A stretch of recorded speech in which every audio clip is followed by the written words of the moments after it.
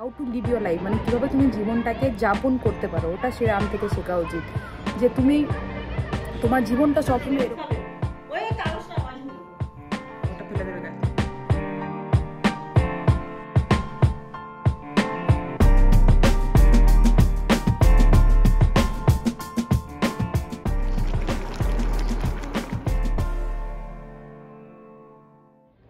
Hello friends, good evening. আজকে হচ্ছে 25 তারিখ। Today is 25th of January। আর আমি জাস্ট ফিরেছি, এখন হচ্ছে বিকেল 5:30 6টা। আর এতদিন ভিডিও বানানোর আমার টাইমই হয়নি। আর আজকে আমি অটোতে ভাবতে আসছিলাম কী নিয়ে বলবো এসে। তো আমার এটাই বলার ছিল যে রাম মন্দির নিয়ে কংগ্রাচুলেশনস, এটাই এখন হট টপিক। এটা নিয়ে আমি নিজের ওপিনিয়ন দিতে চাই যে রাম মন্দির বানিয়ে কি আমরা রামের কাছে পৌঁছাতে পারবো? এটা যেটা বলা হচ্ছে রাম মন্দির, ওখানেই রাম আছেন, ওখানেই রাম তো প্রত্যেক মানুষে আছেন না। রাম একটা জায়গায় একটা আইডলের মধ্যে কি করে আপনি রাখতে পারেন? আর আমি অযোধ্যা গেছি আগে, আর অযোধ্যায় আমার অনেকগুলো রিলেটিভস থাকে। তো আমি দেখেছি রাম মন্দির, আমি সব কিছু দেখেছি। পুরনো জিনিসগুলো ছিল ওখানে। সীতা মায়ের একটা ঘর ছিল, যেটা খুব মোটা করে একটা মোটা করে ওয়াল ছিল, তার মধ্যে সীতা মাইয়ার রসোই ছিল। তারপরে ওখানে অনেকগুলো পুরনো ঘর ছিল। তো রাম মন্দিরটাকে অনেক বেশি আমার মনে হচ্ছে পলিটিক্যাল এজেন্ডা টাইপের, আমার মনে হচ্ছে ইনফ্লুয়েন্সার্সদেরকে, অ্যাক্টার্সদেরকে ডেকে এত বড় একটা করা হলো। বাট ঠিক আছে, আই এম অলসো রাম ভক্ত, আমি নিজেই রাম ভক্ত। কিন্তু রাম একটা জায়গায় থাকতে আছেন, এই জিনিসটা আমি খুব কম বিশ্বাস করি। আমার মনে হচ্ছে রাম প্রত্যেক মানুষে আছেন। আর রাম থেকে আমি কি শিখতে পাই? আমি একটাই জিনিস শিখি শ্রীরাম থেকে, সেটা হচ্ছে স্যাক্রিফাইস। মানে তুমি যদি নিজের সব কিছু পেয়েও ছাড়তে পারো, সেইটা রাম থেকে শেখা যায়। যেরকম রাম রাজা ছিলেন, তো এত বড় রাজত্ব ছিল, ওটা ছেড়েও যদি 14 ইয়ার্স নিজের মা বাবার কথা রাখার জন্য থাকতে পারেন, মানে স্যাক্রিফাইস, হ্যাপিলি স্যাক্রিফাইস করা। তো ওই জিনিসটা শ্রীরাম থেকে হিন্দুরই না, মুসলমানদেরও শেখা উচিত। যে এই জিনিসটা যে আর উনি রাজা হতে চাইছিলেন লাক্সারিতে থাকার জন্য নয়, উনি রাজা হতে চাইছিলেন লোকেদের জন্য, ভালো করার জন্য। তো রামায়ণ না সবাই পড়েছে, আর সবার নিজের মানে লার্নিংস আছে, আর সবাই নিজের মরালস আছে, মানে কি বুঝেছে ওটার থেকে রামায়ণ পড়ে। এটা সবার, অনেক লোকের অনেক রকমের জিনিস শিখেছে ওরা। মানে রাম মানে কিভাবে রাম হচ্ছে, আমার যতদূর মনে হয় how to lead your life, মানে কীভাবে তুমি জীবনটাকে যাপন করতে পারো, ওটা সে রাম থেকে শেখা উচিত। যে তুমি তোমার জীবনটা সবসময় এরকম থাকবে না, তোমার জীবনটা এরকম সাইনোসয়েডাল থাকবে, কখনো খুব ভালো থাকবে, কখনো খুব খারাপ থাকবে, এরকম থাকবে। আর এই সব পরিস্থিতিতে কীভাবে তুমি ব্যালেন্স করে থাকতে পারো, এই জিনিসটা রামায়ণ থেকে শেখা খুব দরকার। সো এই জিনিসটা নিয়ে আমি নিজের ওপিনিয়ন দিতে চাই। আর এখন এত বেশি ইনভেস্টমেন্ট ইনটু টেম্পলস, এখন ইন্ডিয়ার অনেক কিছু করার আছে, শুধু একটা টেম্পলে দেওয়ার এত বেশি ইনভেস্টমেন্ট পুরো কন্ট্রোভার্সিয়াল একটা আমার নিজের ওপিনিয়ন আছে।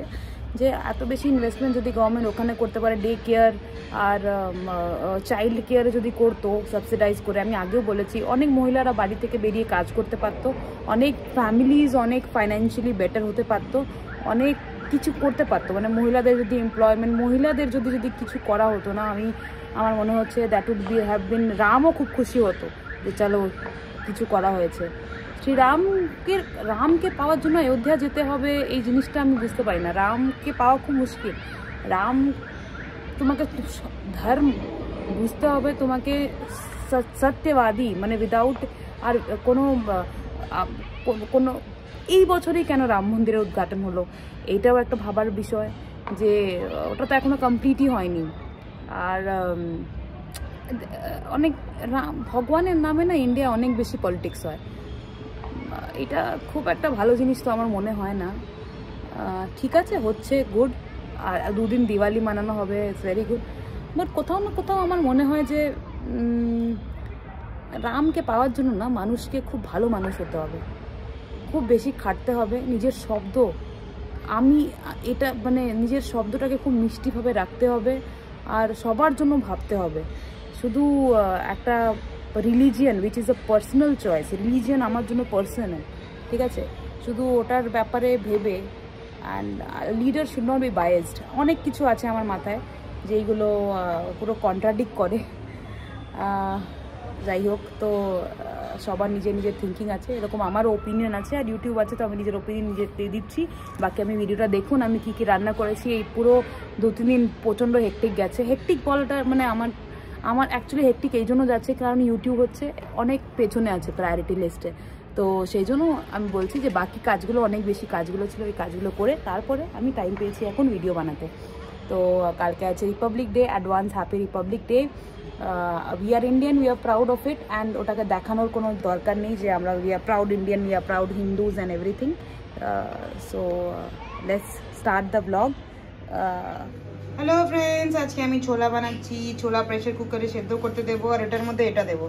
এটার মধ্যে কাপড়ের মধ্যে আমি চা পাতা দিয়েছি, এটা দিয়ে আমি সেদ্ধ করব। চা পাতাটা দিয়েছি। এখানে আমি মশলা আছে টমেটো পেস্ট, অনিয়ন পেস্ট, দহি অ্যান্ড জিরা ধনিয়া অ্যান্ড আদা রসুন। ভুলে গেছিলাম, ছোলাটা সেদ্ধ করে আমি এটার মধ্যে দিয়ে দিয়েছি। ছোলাটাও সেদ্ধ করে নিয়েছিলাম, আলুটাকে ভেজে সেদ্ধ করে নিয়েছিলাম। এটা হচ্ছে ফাইনাল লুক। ধনে পাতা দিয়ে দিয়েছি, জল শুকিয়ে গেছে।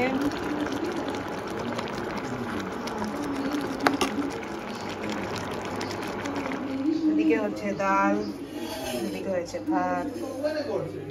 এবার এটাকে আমি ডোটাকে বার করে অনেকগুলো লেয়ার করে দিয়েছি, ময়দা দিয়ে বার করে নিয়েছি। এটা ওভারনাইট রেখেছিলাম। এটার অনেক আরো নীল করছে, এটাকে এরকম ভাবে বন্ধ করে করে নীল করতে হাতে তো লেগেই আছে পুরো। তো ও বলেছে যতবার তুই ফোল্ড করবি তত ভালো। ওরা না একটা ব্রেড বানানোর একটা ইয়েতে রেখেছিল। কিসে লেখেছিল? ওটা কি বলে ওটাকে? মোল্ড। হ্যাঁ, মোল্ড কোথায় ছিল দেখলাম না তো। এটা এরকমই করতে হবে, অনেকগুলো লেয়ার করতে হবে। এটা সব লেগে যাচ্ছে দেখো। এটাকে কিটাকে বলে? ডো। না, ডোটার মধ্যে একটা চামচ লাগিয়ে দিল। চামচ বলছি না, স্কোরিং বলে এটা। স্কোরিং, আচ্ছা স্কোরিং করে দাও। এটা লোর একটা রাখতে হবে, জানি না এটা রাখা উচিত কি উচিত। এটা কনভেকশনে রাখা হয়েছে, এখনো এত অনেক টাইম বাকি আছে। আরে আমি একটা জিনিস ভুলে গেছি, এটার উপর থেকে না একটু চিনি আর একটু বাটার দিতে হতো, তাহলে ব্রাউন কালারটা আসবে। ওই যেটা দেখিয়েছে শর্টস, ওটা ঠিকমতো দেখায়নি। এই বন্ধ করে দিয়ে দাও না, কত মিনিট বাকি আছে। তাহলে ওটা ব্রাউন কালারটা তাহলে চলে যাবে না। অল্প চিনি, ঠিক আছে। এবার দেখি কেমন হয়। হবে হবে, এরপরেও তো আছে, তো নেই নাকি? আর আছে তো, অনেক আছে। ইস্ট আছে তো? হ্যাঁ, প্রচুর ইস্ট আছে আমাদের, অনেক আছে তো। এটা হচ্ছে ফুল লুক। বাটার দেওয়া হয়েছে। এদিকে হচ্ছে স্পেশাল গোবি ভাজা। এখানে আগে পেঁয়াজ দেওয়া হয়েছে, তারপরে গার্লিক দেওয়া হয়েছে, গোবি বয়েল করে নেওয়া হয়েছে। এইগুলো সব পড়বে গোবিটা ভাজার মাথা দিয়ে মিশিয়ে দেওয়া হয়েছে। ব্রেডটা, ব্রেডের মধ্যে বাটার দিয়ে দেওয়া হয়েছে। খেতে অসম হয়েছে, ঠিক আছে? ভাবা যায় না এটা প্রথমে এত ভালো হয়েছে। খুবই ভালো হয়েছে, বাটার দিয়ে ভীষণ টেস্টি হয়েছে। তাই হলুদ দিলাম, এবার এগুলো দেবো। এটা এত ফ্লাফি হয়েছে, এত ভালো হয়েছে। এটা ফার্স্ট অ্যাটেম্পটে ব্রেডটা সত্যি খুবই ভালো হয়েছে। শুধু ওভারনাইট ইস্ট আর ময়দা, আর শুধু ইস্ট আর ময়দা আর জল ছিল, আর কিছুই ছিল না।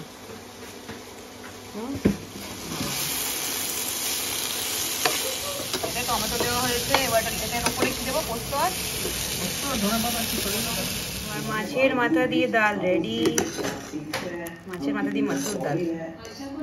এদিকে সবজি ভাজা রেডি। ডিনারে ভাত সাইডে দে, তুই যেখানে খাবি। অনেক আছে বাবা, আমার নিয়ে নিয়েছে অলরেডি। আরো নিয়ে না, অনেক আছে রনা, ওটা রেখে কিছু হবে না। ছোলাটাও এত রেখে দিয়েছে ফ্রিজে। ছোলা আমি রাখিনি, কাকিমা রেখেছে। এখনই মমতা ধরে নিয়ে যাবে। মমতা কিছু ছুটি দিয়ে দিয়েছে। কিছু করেছে মমতা, 2 দিন ছুটি দিয়ে দিয়েছে। এইগুলো আমি গ্রিল করব মাইক্রোওয়েভে। এটা পাম্পকিনের ভর্তা বানাচ্ছি আমি। এই রাত্রিবেলা কটা বাজে? 10:30টায়। গদা নিয়ে হনুমান আছেন এখানে। গদাটা ছাড়ছেন না। কি এই কি করছিস?